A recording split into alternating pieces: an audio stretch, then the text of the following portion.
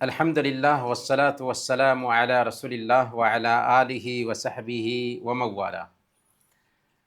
محترم بھائیوں اور بہنوں، السلام علیکم ورحمۃ اللہ وبرکاتہ۔ ایڈوانس کورس کے چوتھے کلاس میں آپ سب کا ہم ویلکم کرتے ہیں۔ آج ہم قرآن کریم کے آداب جانیں گے، کیونکہ اس کورس میں ہم اسلامی آداب سیکھتے ہیں۔ اللہ تعالیٰ کی بے شمار نعمتوں میں سے ایک بہت عظیم نعمت، بہت بڑی نعمت یہ ہے کہ اللہ تعالیٰ نے قرآن کریم اتارا۔ یہ وہ کتاب ہے جس میں انسان اور جنات دونوں کی کامیابی کا مکمل سامان موجود ہے۔ یہ رحمت بھی ہے، ہدایت بھی ہے اور شفا بھی ہے۔ یہ اللہ تعالیٰ کی وہ مضبوط رسی ہے جسے تھامنے والا دنیا اور آخرت دونوں میں کامیابی سے ہمکنار ہوتا ہے۔ یہ صرف ایک کتاب نہیں ہے، بلکہ ایک انقلابی پیغام ہے، کرانتی کاری میسیج ہے۔ اس نے ان قوموں کو جو جانوروں کی طرح زندگی گزار رہی تھی انسانیت کا سلیقہ سکھایا، انہیں عزت اور شرف عطا کیا، اور اس کے اثرات صرف انسانوں تک محدود نہیں، بلکہ اگر یہ قرآن جمادات پر اتارے جاتے تو قرآن کے رعب سے، قرآن کی عظمت سے جمادات بھی اس کے سامنے جھک جاتے۔ ذرا سنیے اللہ کیا فرماتا ہے۔ سورہ الحشر آیت نمبر 21 میں اللہ فرماتا ہے، لو انزلنا هذا القرآن على جبل لرأيته خاشعا متصدعا من خشیۃ اللہ، کہ اگر ہم یہ قرآن کسی پہاڑ پر اتارتے نا تو تم دیکھتے کہ وہ اللہ کے ڈر سے جھک کر ریزہ ریزہ، ٹکڑے ٹکڑے ہو جاتا۔ اللہ تعالیٰ نے قرآن کریم میں بہت زیادہ اجر اور ثواب بھی رکھا ہے۔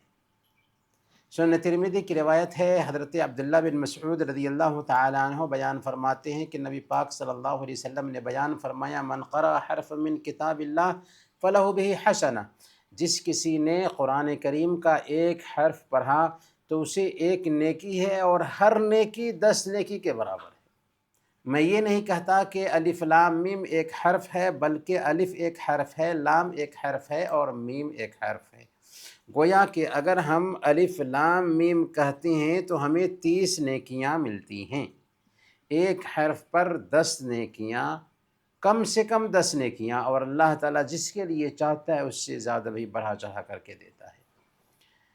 اور صحیح بخاری اور صحیح مسلم کی روایت ہے، حضرت عائشہ صدیقہ رضی اللہ تعالی عنہ بیان فرماتی ہیں کہ اللہ کے نبی صلی اللہ علیہ وسلم نے بیان فرمایا، الماہر بالقرآن مع السفرۃ الکرام البررہ، کہ قرآن کو جو مہارت کے ساتھ پڑھتا ہے، پڑھنے میں جو ماہر ہوتا ہے، وہ قیامت والے دن بزرگ اور نیکوکار فرشتوں کے ساتھ ہوگا۔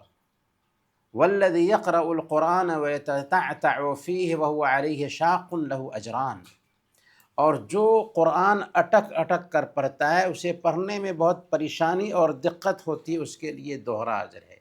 سبحان اللہ، کیا مقام اور مرتبہ ہے قرآن کی تلاوت کرنے والوں کا، کہ اگر مہارت ہے تو اس کا تو شرف اور اس کا تو مقام اور مرتبہ ہے ہی، لیکن جو آدمی پڑھنے میں دقت محسوس کرتا ہے، نہیں پڑھ پاتا پھر بھی پڑھتا ہے، تو ایسے انسان کو دوہرا اجر اور ثواب دیا جاتا ہے۔ سنن ابی داود اور سنن ترمذی کی روایت ہے، اللہ کے نبی صلی اللہ علیہ وسلم نے بیان فرمایا، یقال لصاحب القرآن اقرأ وارتق ورتل كما كنت ترتل في الدنيا فإن منزلتك عند آخر آیة تقرأها، کہ قیامت کے دن قرآن پڑھنے والے سے اور قرآن کے حافظ سے کہا جائے گا کہ پڑھتا جا اور چڑھتا جا، اور اس طرح آہستہ آہستہ تلاوت کر جیسے تو دنیا میں ترتیل کے ساتھ میں پڑھتا تھا، تیرا مقام وہاں پر ہوگا جہاں تیری آخری آیت ختم ہوگی۔ گویا جسے جتنا قرآن یاد ہوگا اتنا ہی اس کے درجات جنت میں بلند ہوں گے۔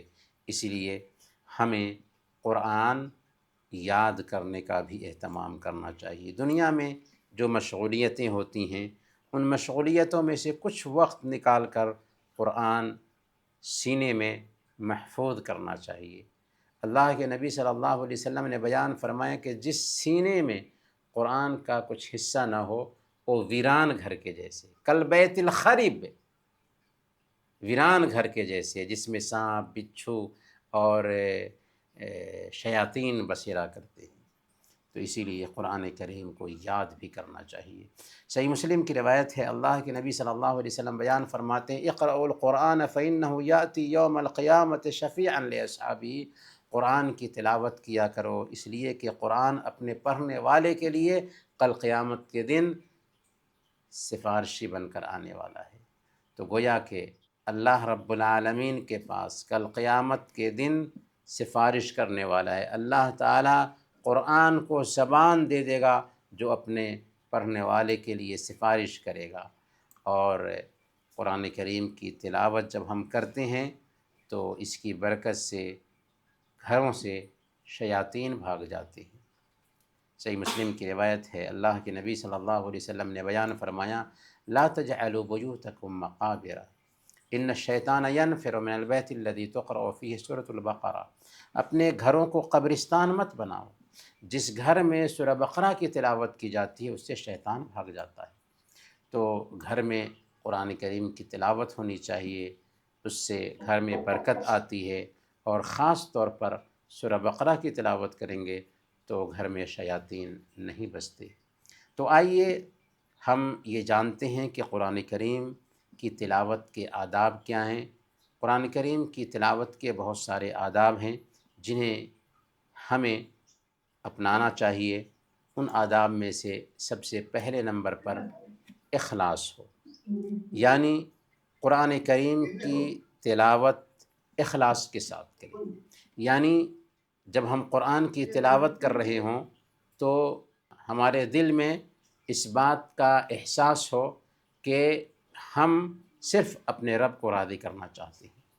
اللہ تعالیٰ نے فرمایا وما امروا الا ليعبدوا الله مخلصین له الدین، کہ انہیں اس کے سوا اور کسی چیز کا حکم نہیں دیا گیا تھا کہ صرف اس اللہ رب العالمین کے لیے دین کو خالص کر کے اللہ کی عبادت کریں۔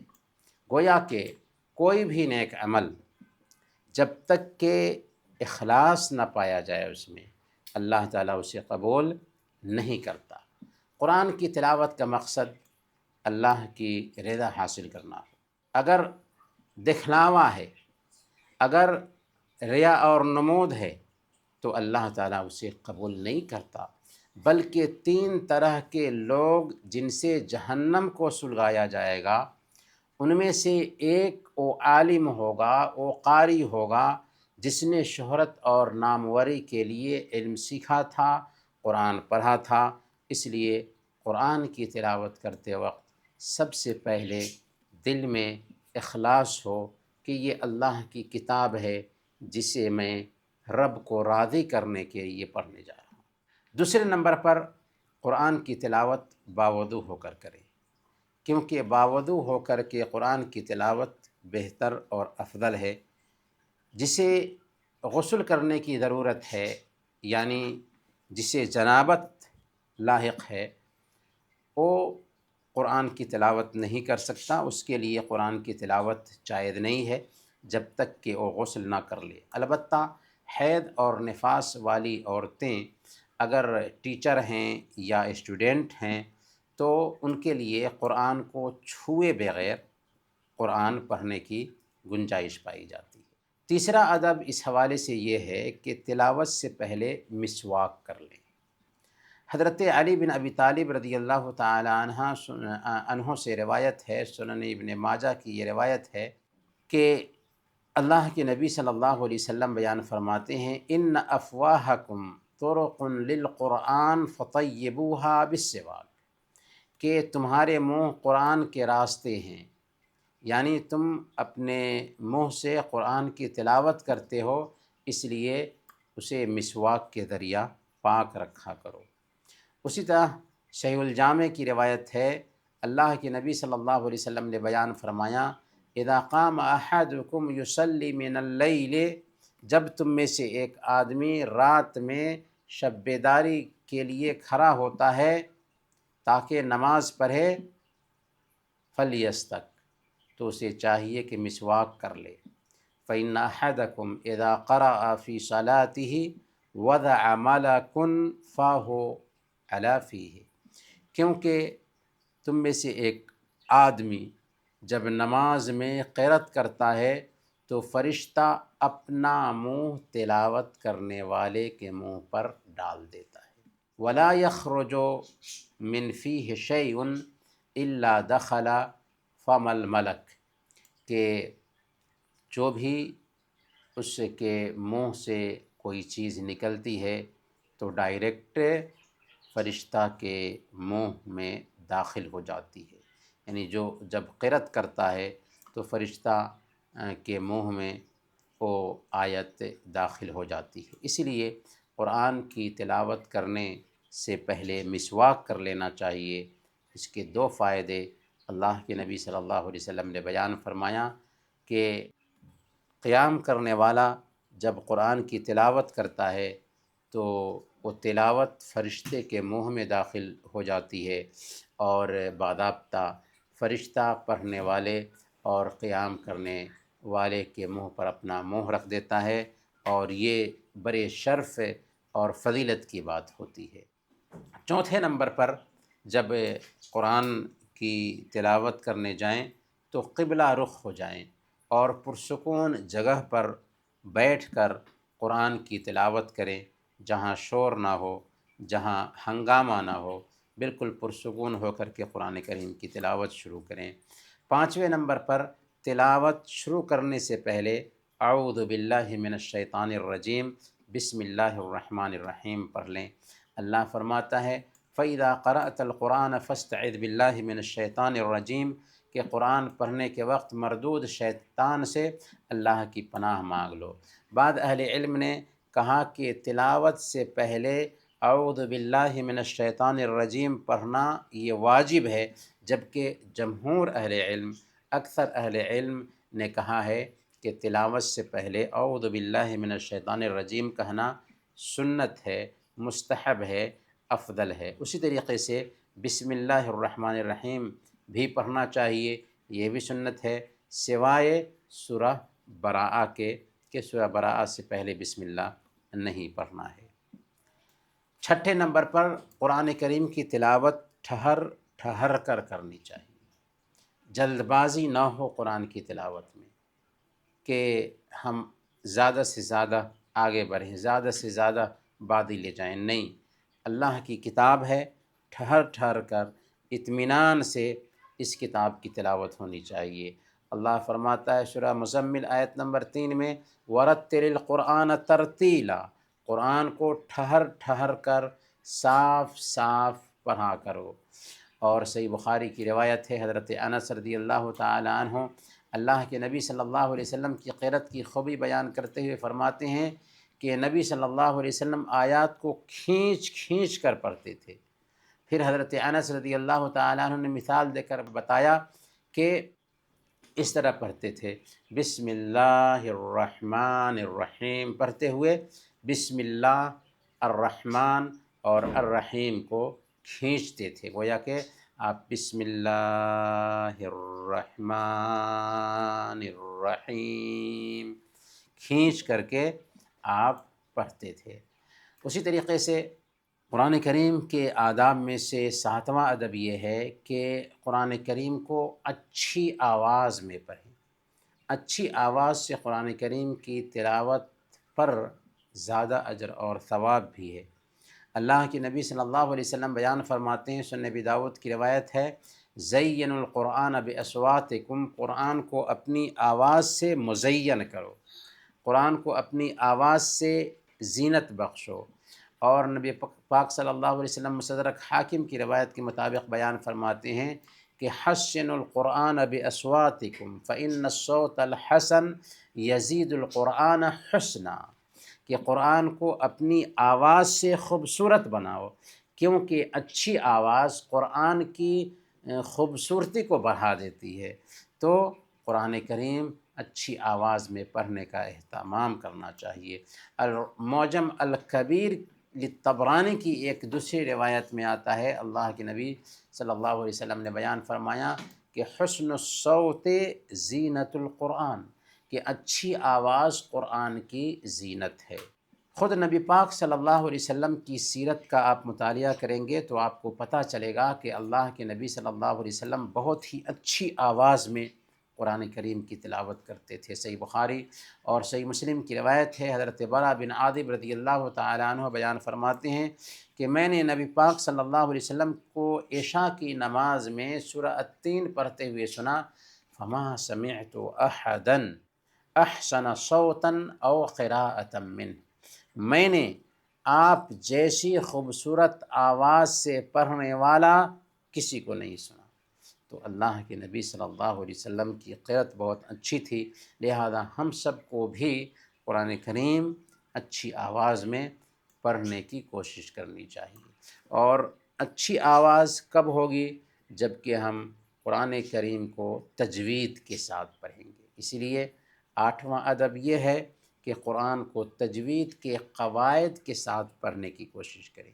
اگر تجوید کے ساتھ پڑھنا نہیں آتا ہے تو ظاہر سی بات ہے کہ ایک انسان کوئی ماں کے پیٹ سے پڑھ کر کے نہیں پیدا ہوتا، کچھ وقت نکال کر کے ہمیں تجوید کے قواعد سیکھنے چاہیے تاکہ قرآن کی تلاوت میں لحن جلی سے، فحش غلطی سے بچ سکیں۔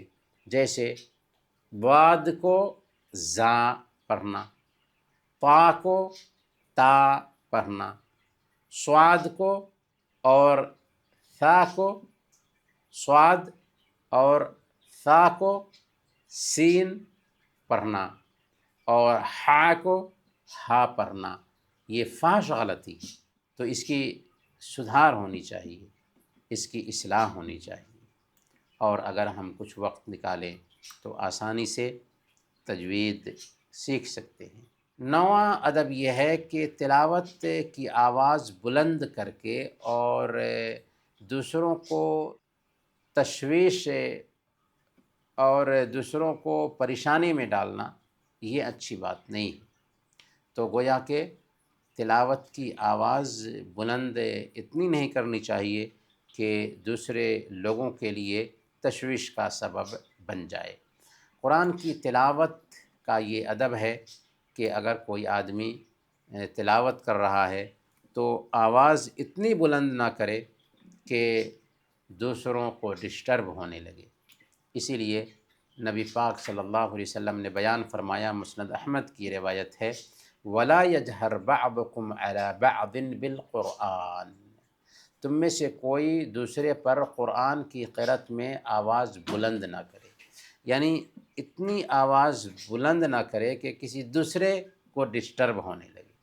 تو ڈسٹرب کرنا اچھی چیز نہیں ہوتی ہے، تشویش اور خلل پیدا کرنا اچھی چیز نہیں ہوتی ہے، یہاں تک کہ تلاوت کے ذریعہ ہی کیوں نہ ہو۔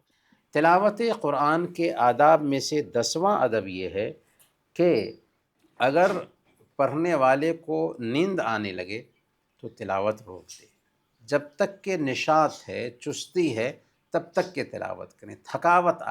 تھکاوٹ آنے لگتی ہے یا نیند کا غلبہ آنے لگتا ہے تو قرآن روک دینا چاہیے۔ صحیح مسلم کی روایت ہے، اللہ کے نبی صلی اللہ علیہ وسلم نے بیان فرمایا، اذا قام احدکم من اللیل فاستعجم القرآن علی لسانہ فلم یدر ما یقول، کہ تم میں سے اگر کوئی آدمی رات میں قیام کے لیے کھڑا ہو اور قرآن اس کی زبان پر گڈمڈ ہونے لگے اور یہ نہ سمجھ پا رہا ہو کہ وہ کیا کہہ رہا ہے، فلیضطجع، تو اس کو چاہیے کہ وہ لیٹ جائے۔ کیوں؟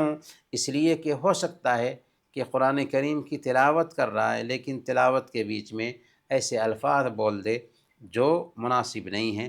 تو اسی لیے جب تک کہ چستی ہے، جب تک کہ آدمی بات کو اچھی طرح سے کیچ کر رہا ہے، تب تک کہ آدمی کو تلاوت کرنی چاہیے۔ اگر سستی چھا جاتی ہے، نیند کا غلبہ آنے لگتا ہے، تو ایسی حالت میں قرآن کریم کی تلاوت نہیں کرنی چاہیے، کیونکہ الفاظ گڑبڑ ہو سکتے ہیں، آیات آگے پیچھے ہو سکتی ہیں، یا ایسی باتیں اس کی زبان سے نکل سکتی ہیں جو مناسب نہیں ہے۔ تلاوت قرآن کے آداب میں سے 11واں ادب یہ ہے کہ ان صورتوں کی تلاوت کا خاص اہتمام کیا جائے جن کی زیادہ فضیلت آئی۔ مثال کے طور پر آپ دیکھیں سورہ فاتحہ کیا ہے؟ قرآن کریم کی سب سے عظیم سورہ ہے۔ عظیم یعنی سب سے بڑی سورہ ہے مقام اور مرتبہ کے اعتبار سے، ورنہ سورہ بقرہ سب سے بڑی سورہ ہے قرآن میں، لیکن سب سے عظیم سورہ مقام اور مرتبہ کے اعتبار سے سورہ الفاتحہ ہے۔ اور آیت الکرسی قرآن کریم کی سب سے عظیم آیت ہے۔ سب سے عظیم آیت آیت الکرسی، اور سب سے عظیم سورہ سورہ البقرہ ہے۔ اور سورہ الکافرون قرآن کریم کی وہ سورہ ہے جو 1/4 قرآن کے برابر ہے۔ 4 مرتبہ سورہ الکافرون پڑھ لیں، 1 مرتبہ قرآن ختم کرنے کا ثواب ملے گا۔ اور سورہ الاخلاص 1/3 قرآن کے برابر ہے۔ اللہ کے نبی صلی اللہ علیہ وسلم نے بیان فرمایا، ایک دن صحابہ کرام کو احشدوا فإنی سأقرأ علیکم ثلث القرآن، صحیح مسلم کی یہ روایت ہے کہ آپ نے ایک دن صحابہ سے کہا تھا کہ تم سب کے سب اکٹھا ہو جاؤ، میں 1/3 قرآن پڑھ کر سنانے والا ہوں۔ آپ نکلے اور آپ نے سورہ بقرہ پڑھ کر کے سورہ الاخلاص پڑھ کر کے سنایا، گویا کہ سورہ الاخلاص 1/3 قرآن کے برابر ہے۔ تو ان فضیلت والی صورتوں کا خاص اہتمام کرنا چاہیے، اور اللہ کا شکر ہے کہ یہ وہ صورتیں ہیں جو ہمیں یاد بھی ہوتی ہیں، تو چلتے پھرتے اٹھتے بیٹھتے بڑے شرف کی بات ہے کہ ہم قرآن کریم کی یہ صورتیں پڑھتے رہیں۔ سورہ الاخلاص، سورہ الفاتحہ، سورہ الکافرون اور آیت الکرسی، چلتے ہوئے کہیں جا رہے ہیں، بس کا انتظار کر رہے ہیں، بس میں بیٹھے ہوئے ہیں، کہیں بھی کدھر بھی جا رہے ہیں، تو ہم یہ صورتیں پڑھتے رہیں۔ اسی طریقے سے قرآن کریم کی تلاوت کا یہ بھی ادب ہے کہ رکوع اور سجدے کی حالت میں قرآن کی تلاوت کرنے سے بچیں۔ رکوع اور سجدے میں قرآن کریم کی تلاوت نہیں کی جائے گی۔ صحیح مسلم کی روایت ہے، اللہ کے نبی صلی اللہ علیہ وسلم نے بیان فرمایا، الا وانی نہیت ان اقرأ القرآن راکعا او ساجدا، کہ خبردار مجھے رکوع اور سجدے کی حالت میں قرآن کریم پڑھنے سے منع کیا گیا ہے۔ فاما الرکوع فعظموا فیہ الرب واما السجود فاجتہدوا فی الدعاء فقمن ان یستجاب لکم، کہ رکوع کی حالت میں اللہ کی عظمت بیان کیا کرو، اور سجدے کی حالت میں زیادہ سے زیادہ دعا کیا کرو، کیونکہ یہ زیادہ مناسب ہے کہ تمہاری دعا قبول کر لی جائے۔ تو گویا کہ رکوع کی حالت میں اور سجدے کی حالت میں قرآن کی تلاوت نہیں ہوگی۔ شیخ الاسلام ابن تیمیہ رحمۃ اللہ علیہ نے فرمایا کہ رکوع اور سجدہ چونکہ ذلت اور عاجزی کی جگہیں ہیں، اس لیے ان میں قرآن کی تلاوت مناسب نہیں، بلکہ ان میں اللہ کی تسبیح اور دعا مطلوب ہے۔ گویا کہ رکوع کی حالت میں اللہ کی عظمت بیان کی جائے گی، اور سجدے کی حالت میں زیادہ سے زیادہ دعا پڑھی جائے گی، لیکن قرآن کی تلاوت رکوع اور سجدے کی حالت میں نہیں ہوگی۔ قرآن کی تلاوت کے آداب میں سے 13واں ادب یہ ہے کہ مشکل کے باوجود قرآن پڑھنے پر صبر، یعنی آپ کو تلاوت کرنے میں دقت آ رہی ہے، پڑھنے میں پریشانی ہوتی ہے، لیکن پھر بھی آپ پڑھنے کی کوشش کرتے ہیں، تو اس میں دوہرا اجر ہے۔ جیسا کہ ابھی ہم نے قرآن کی فضیلت پہ بات کر رہے تھے، تو ہم نے بتایا کہ صحیح مسلم کی روایت ہے، اللہ کے نبی صلی اللہ علیہ وسلم نے بیان فرمایا کہ الماہر بالقرآن مع السفرة الکرام البررہ والذی یقرأ القرآن ویتتعتع فیہ وهو علیہ شاق له اجران، کہ قرآن کا جو ماہر ہے وہ پاک باز فرشتوں کے ساتھ ہوگا، اور جو مشکل کے ساتھ اٹک اٹک کر قرآن پڑھتا ہے اور پڑھنے کی کوشش کرتا ہے،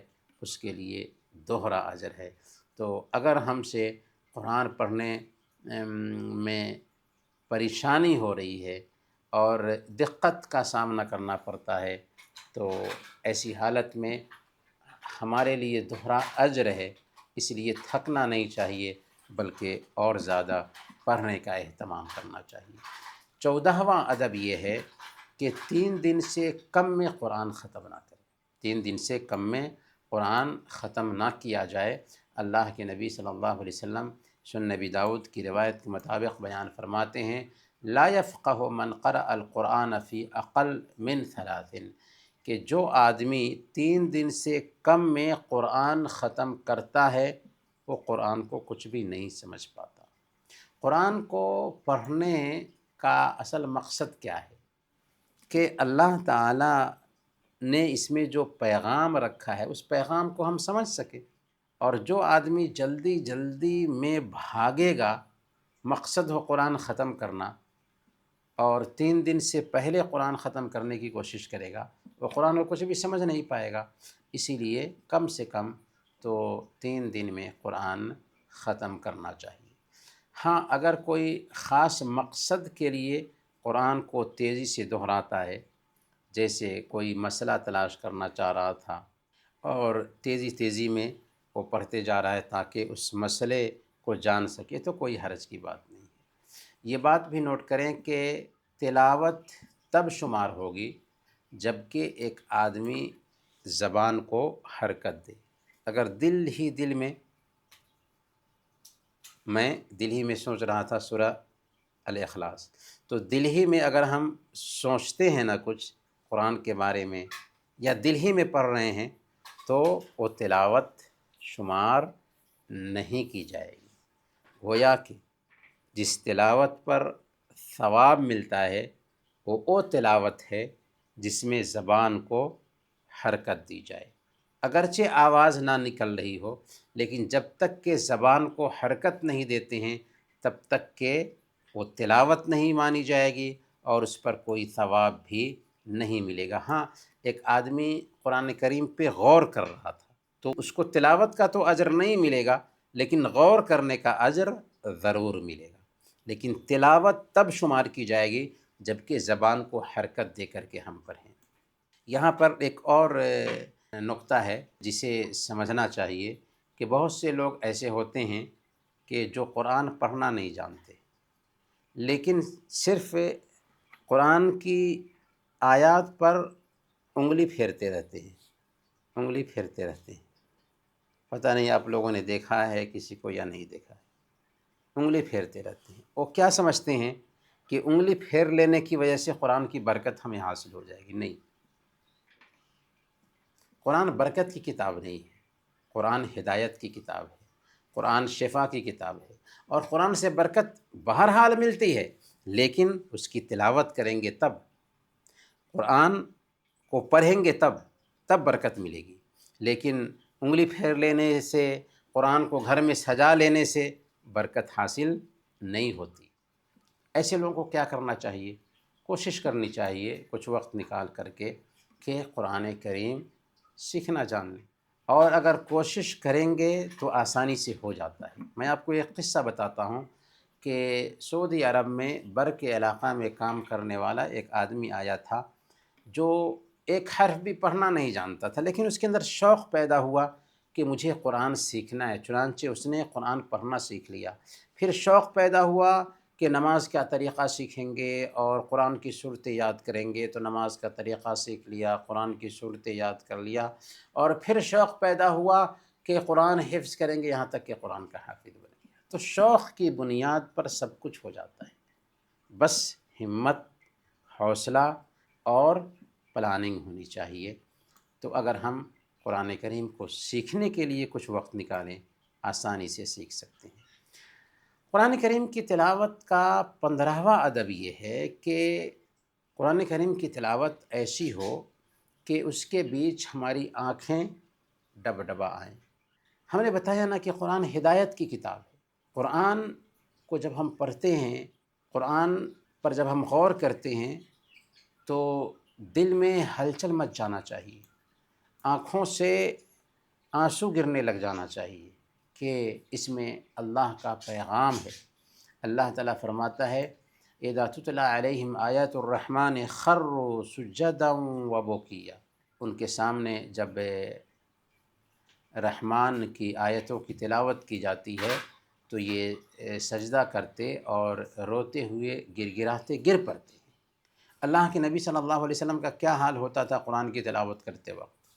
مسند احمد کی روایت ہے، نبی پاک صلی اللہ علیہ وسلم کا حال یہ تھا کہ آپ نماز کے بیچ جب قرآن پڑھتے تو رونے کی وجہ سے آپ کے سینے سے اس طرح کی آواز آتی جیسے کھولتی ہوئی ہانڈی سے پکنے کی آواز آتی، یعنی چولہے پر اگر ہانڈی رکھی ہوئی ہو تو جوش مارنے کی وجہ سے کیسے آواز ہانڈی سے نکلتی ہے، اللہ کے نبی صلی اللہ علیہ وسلم کی کیفیت یہ ہوتی تھی کہ جب قرآن کی تلاوت کرتے تھے تو آپ کے سینے سے ایسے آواز نکلتی تھی جیسے ہانڈی سے پکنے کی وجہ سے آواز نکلتی ہے۔ اور حضرت ابوبکر صدیق رضی اللہ تعالیٰ عنہ جو پہلے خلیفہ ہیں، ان کے بارے میں صحیح بخاری اور صحیح مسلم کی روایت میں آتا ہے کہ جب وہ قرآن کریم پڑھتے تھے تو ان کے اوپر رقت طاری ہو جاتی تھی، رونے لگتے تھے۔ حضرت عمر فاروق رضی اللہ تعالیٰ عنہ کے بارے میں آتا ہے کہ جب انہوں نے سورہ یوسف کی تلاوت کی اور یہ آیت تک پہنچے انما اشکو بثی و حزنی الی اللہ، کہ میں اپنے غم اور اپنی پریشانی کی شکایت اپنے رب سے کرتا ہوں، تو ان کے رونے کی وجہ سے ان کی آواز صفوں کے پیچھے سنی گئی اور ان کی آواز بندھ گئی۔ حضرت عائشہ صدیقہ رضی اللہ تعالی عنہ کے بارے میں آتا ہے کہ ایک مرتبہ قرآن کریم کی تلاوت کر رہی تھیں اور یہ آیت پڑھ رہی تھیں فمن اللہ علینا ووقانا عذاب السموم، بار بار پڑھ رہی تھیں، دہرا رہی تھیں، روتی جا رہی تھیں اور دعا کر رہی تھیں۔ تو اللہ والے ایسے ہی قرآن کریم پر غور کرتے تھے اور ان کی آنکھوں سے آنسو گرتے تھے، یہاں تک کہ حضرت عمر بن عبدالعزیز رحمۃ اللہ علیہ کے بارے میں آتا ہے کہ ایک رات وہ قیام کے لیے کھڑے ہوئے تو رونے لگے، اتنا روئے کہ گھر والے پریشان ہو گئے۔ گھر سے باہر آواز گئی تو باہر کے لوگ بھی پریشان ہو گئے کہ امیر المؤمنین کو کیا ہو گیا کہ ہچکیاں بجھ رہی ہیں۔ جب صبح میں پوچھا گیا تو انہوں نے کہا کہ قرآن کریم کی تلاوت کر رہا تھا نماز میں، جب اس آیت پر پہنچا فریق فی الجنہ و فریق فی السعیر، ایک جماعت جنت میں جائے گی، دوسری جماعت جہنم میں جائے گی، تو میں اپنے آپ پہ کنٹرول نہ رکھ سکا اور میری آنکھوں سے آنسو گرنے لگے، یہاں تک کہ میری اوکے۔ تو قرآن کریم کی تلاوت کرتے وقت اپنے آپ کو غور کرنا چاہیے قرآن پہ، اور قرآن کریم کی تلاوت کرتے وقت ہماری آنکھوں سے آنسو گرنے چاہیے۔ 16واں ادب یہ ہے قرآن کریم کی تلاوت کا کہ تلاوت کرتے وقت آیات پر تدبر کریں، آیات پر غور کریں۔ اگر ترجمہ کے ساتھ قرآن کریم کو پڑھیں تو بہتر ہے، کیونکہ ہمیں قرآن کریم کے معنی سمجھ میں نہیں آ رہے ہیں۔ اگر قرآن کریم کے معنی ہمیں سمجھ میں آ رہے ہوں تو بہت اچھا، لیکن عام طور پر ہمیں قرآن کریم کے معنی نہیں سمجھ میں آتے ہیں، اس لیے ترجمہ قرآن کے ساتھ ہمیں قرآن کریم کی تلاوت کرنی چاہیے۔ اللہ فرماتا ہے افلا یتدبرون القرآن ام علی قلوب اقفالها، کیا یہ قرآن میں تدبر نہیں کرتے، قرآن پہ غور و فکر نہیں کرتے، یا ان کے دلوں پر تالے لگ گئے ہیں؟ گویا کہ یہ آیت ہمیں دعوت دے رہی ہے کہ قرآن کریم کی تلاوت ہو تو اس پر تدبر کریں۔ آپ جب کوئی پیپر پڑھتے ہیں، کوئی نیوز پیپر آپ کو ملتا ہے تو کیا الفاظ رٹ لگانے کے لیے پڑھتے ہیں؟ نہیں نا، بلکہ اس لیے پڑھتے ہیں تاکہ اس میں کیا خبر چھپی ہے اس خبر کے سار کو جان سکیں، اس خبر کے میسیج کو جان سکیں۔ تو بالکل قرآن کیا ہے؟ قرآن اصل میں اللہ کا پیغام ہے، اللہ کا سندیش ہے جو بندوں کے نام آیا ہے۔ قرآن کریم پر جب ہم غور کرتے ہیں تو اس پیغام کے ساتھ ہم اپنے آپ کو ہم آہنگ کرتے ہیں، اور قرآن کے اتارنے کا مقصد بھی یہی ہے۔ اللہ فرماتا ہے کتاب انزلناہ الیک مبارک لیدبروا آیاتہ ولیتذکر اولو الالباب، کہ یہ کتاب ہے جسے ہم نے آپ کی طرف اتارا ہے تاکہ لوگ اس کی آیتوں پر غور و فکر کریں۔ گویا کہ قرآن کریم کی آیتوں پر غور و فکر ہونا چاہیے۔ جب ہم قرآن کریم کی آیتوں پر غور و فکر کرتے ہیں تو عجیب عجیب اس سے حکمتیں ہمیں سمجھ میں آتی ہیں۔ وَلِيَتَذَكَّرَ أُولُو الْأَلْبَابِ، اور عقل رکھنے والے تاکہ اس سے نصیحت حاصل کریں۔ جو عقل رکھنے والے ہیں قرآن سے نصیحت حاصل کرتے ہیں۔ اسی لیے نبی پاک صلی اللہ علیہ وسلم زیادہ سے زیادہ قرآن کریم کے پیغام پر غور کرتے تھے اور اس کی طرف توجہ دیتے تھے۔ اللہ کے نبی صلی اللہ علیہ وسلم تہجد میں جب نماز کے لیے اٹھتے تو بار بار ایک ہی آیت کو لگاتار ریپیٹ کرتے تھے۔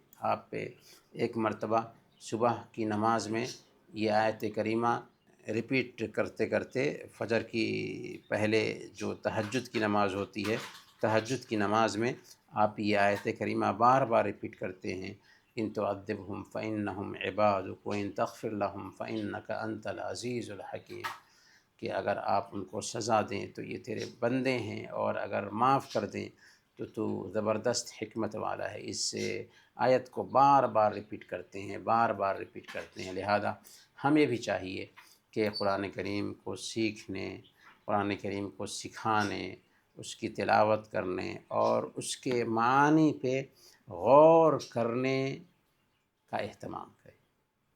اگر ہمارے پاس کسی اپنے پیارے کا کوئی پیغام آئے اور اس پیغام کی زبان ہم نہ سمجھ رہے ہیں تو ہم کیا کریں گے؟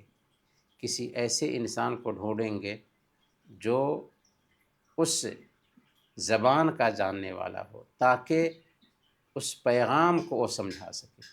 تو اللہ رب العالمین کا پیغام اگر ہماری زبان میں نہیں آیا ہے تو الحمدللہ قرآن کریم کے ترجمے ہیں، ترجمے کے ذریعہ اللہ کے پیغام کو ہم جان سکتے ہیں۔ تو اسی لیے ہمیں کوشش کرنی چاہیے کہ ہم قرآن کریم کے پیغام کو سمجھنے کی کوشش کریں۔ اللہ کے نبی صلی اللہ علیہ وسلم کل قیامت کے دن اللہ کے پاس ہمارے خلاف شکایت کریں گے۔ کیا کہیں گے؟ اللہ نے فرمایا سورہ الفرقان آیت نمبر 30 میں، وقال الرسول یا رب ان قوم اتخذوا هذا القرآن مہجورا، کہ رسول کہے گا کہ اے میرے پروردگار، بے شک میری امت نے اس قرآن کو چھوڑ رکھا تھا۔ چھوڑنے کا مفہوم کیا ہے؟ اس کو پڑھنا نہ جاننا بھی اس کو چھوڑنا ہے، اس کی تلاوت نہ کرنا بھی اس کو چھوڑنا ہے، اور قرآن کریم کے پیغام پہ غور نہ کرنا، چنتن منن نہ کرنا، تدبر نہ کرنا بھی اس کو چھوڑنا ہے، اور قرآن کریم کی تعلیمات کے مطابق عمل نہ کرنا بھی اس کو چھوڑنا ہے۔ تو بہرحال ہر اعتبار سے قرآن کریم کے آداب کا خیال رکھنا چاہیے۔ قرآن کریم کی تلاوت کا ایک ادب یہ ہے کہ قرآن کی قرأت سنتے وقت خاموش رہیں۔ قرآن کی تلاوت ہو رہی ہے، یہاں تک کہ ریڈیو میں تلاوت ہو رہی ہے، یہاں تک کہ کوئی انسان قرآن کی تلاوت کر رہا ہے تو وہاں پہ باتوں میں نہ لگ جائیں۔ اللہ کا کلام ہے بھی، اللہ کے کلام کے وقت میں آپ باتیں کریں گے؟ نہیں، قطعاً مناسب نہیں ہے۔ اللہ فرماتا ہے سورہ الاعراف آیت نمبر 204، وَإِذَا قُرِئَ الْقُرْآنُ فَاسْتَمِعُوا لَهُ وَأَنصِتُوا لَعَلَّكُمْ تُرْحَمُونَ، کہ جب قرآن پڑھا جائے تو اسے توجہ سے کان لگا کر کے سنو اور خاموش رہو تاکہ تم پر رحم کیا جائے۔ گویا کہ قرآن کی تلاوت ہو رہی ہو تو باتوں میں نہیں لگنا ہے، بلکہ کان لگا کر کے قرآن کی تلاوت سننی چاہیے۔ قرآن کریم کی تلاوت کے آداب میں سے 18واں ادب یہ ہے کہ مصحف کا احترام کریں، اسے زمین پر نہ رکھیں، نہ مصحف کے اوپر کوئی چیز رکھیں، اور نہ اسے کسی آدمی کو دینے کے لیے پھینکیں، کیونکہ اگر آپ پھینک کر کے دیتے ہیں تو یہ بہرحال قرآن کی تعظیم کے منافی ہے۔ پیار سے، محبت سے اس کو لے کر کے اس کے حوالے کریں۔ قرآن کریم کے 7 ادب میں سے ایک یہ بھی ہے کہ قرآن کی تلاوت کرتے وقت اس میں اس بات کا خیال رکھنا کوئی ضروری نہیں ہے کہ آپ قرآن کی تلاوت مصحف سے کر رہے ہیں یا اپنے حفظ سے قرآن پڑھ رہے ہیں۔ جیسے آپ کو سورہ فاتحہ یاد ہے، آپ کو سورہ الاخلاص یاد ہے، آپ کو سورہ الکافرون یاد ہے، آپ کو آیت الکرسی یاد ہے، آپ اپنے حفظ سے تلاوت کریں، وہی ثواب ملے گا جو آپ کو مصحف سے تلاوت کرنے میں ملتا ہے۔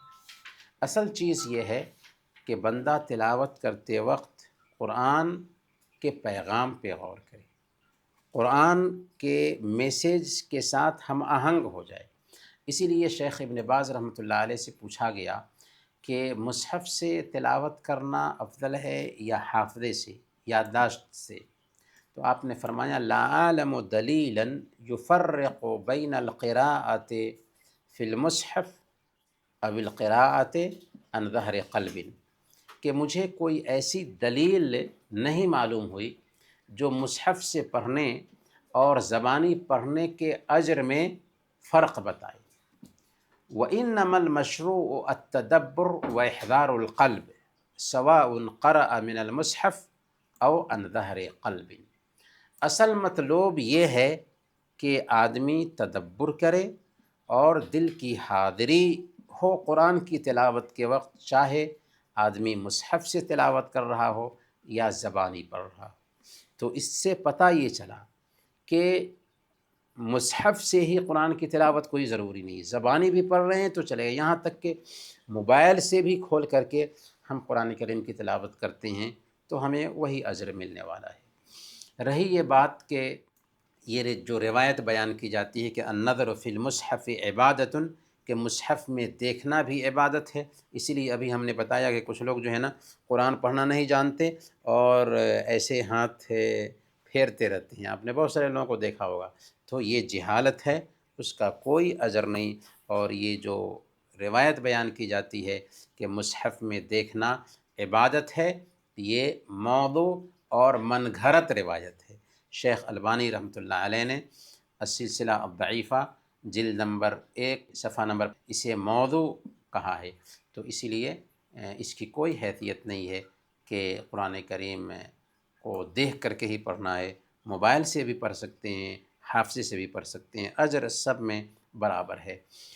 قرآن کریم کی تلاوت کا 20واں ادب یہ ہے کہ قرآن کی تلاوت اگر ہم کر رہے ہیں اور اسی بیچ وضو ٹوٹ جاتا ہے تو بہتر اور افضل یہ ہے کہ دوبارہ وضو کر کے تلاوت شروع کریں، کیونکہ قرآن کریم باوضو ہو کر کے تلاوت کرنا بہتر ہے، لیکن اگر وہ مصحف کو ہاتھ میں نہیں لے رہا اور بغیر وضو کیے ہوئے تلاوت جاری رکھتا ہے تو اس میں کوئی حرج کی بات نہیں۔ البتہ وضو کی حالت میں اگر قرآن کریم کی تلاوت کی جائے تو جیسا کہ ہم نے کہا کہ یہ افضل اور بہتر ہے۔ قرآن کریم کی تلاوت کا آخری اور 21واں ادب یہ ہے کہ جب قاری ایسی آیات سے گزرے جس میں سجدہ ہو، اور یہ بات نوٹ کیجئے کہ قرآن کریم میں 14 یا 15 ایسی جگہیں ہیں جہاں پر سجدہ کرنا مسنون ہے، اور جمہور علماء کے نزدیک یہ سجدہ جو ہے نا واجب نہیں بلکہ مستحب ہے۔ تو جب ہم سجدے کی آیات سے گزریں تو ہمیں چاہیے کہ سجدہ کریں۔ ہم نے کہا کہ مستحب ہے اس لیے کہ حضرت عمر فاروق رضی اللہ تعالی عنہ نے منبر پر سجدہ کی آیت تلاوت کرتے ہیں لیکن سجدہ نہیں کرتے ہیں، تو وہ کہتے بھی ہیں کہ جو سجدہ کرنا چاہے کرے اور جو نہ کرے تو اس پر کوئی حرج کی بات نہیں ہے۔ سجدہ کرنے سے پہلے تکبیر کہے، یعنی اللہ اکبر کہے، اور پھر سجدے میں چلا جائے۔ اور سجدے کی حالت میں سجدے تلاوت کی دعا بھی آپ کو کتابوں میں ملے گی، لیکن سبحان ربی الاعلیٰ کہہ لینا بھی کافی ہے۔ سجدے تلاوت کے لیے باوضو ہونا شرط نہیں ہے، البتہ افضل اور بہتر یہ ہے کہ سجدے تلاوت کرنے والا وضو کی حالت میں ہو اور قبلہ رخ ہو کر کے سجدہ کرے، لیکن ضروری نہیں ہے، یہ نماز کی جیسے نہیں ہے کہ سجدے تلاوت کے لیے وضو شرط ہو۔ اگر نماز کے دوران یہ سجدہ کیا جا رہا ہے تو سجدے میں جاتے وقت اور سجدے سے اٹھتے وقت تکبیر کہنی چاہیے، لیکن اگر نماز کے دوران سجدے تلاوت نہیں کیا جا رہا ہے تو صرف سجدے میں جاتے وقت اللہ اکبر کہیں گے، لیکن اٹھتے وقت اللہ اکبر کہنے اور نہ ہی دونوں طرف سلام پھیرنے کی ضرورت ہے۔ سجدے میں جائیں گے، دعا پڑھ کے اٹھیں گے اور بس۔ سجدے میں نہ تو تشہد ہے اور نہ ہی سلام پھیرنے کی ضرورت ہے، بس سجدہ کرنا ہے۔ تو یہ آداب رہے قرآن کریم کے متعلق۔ اللہ تعالیٰ سے دعا ہے کہ اللہ تعالیٰ ہمیں ان باتوں پر عمل کرنے کی توفیق عطا فرمائے۔ آمین۔ وصلی اللہ علی نبینا محمد وعلی آلہ وصحبہ اجمعین۔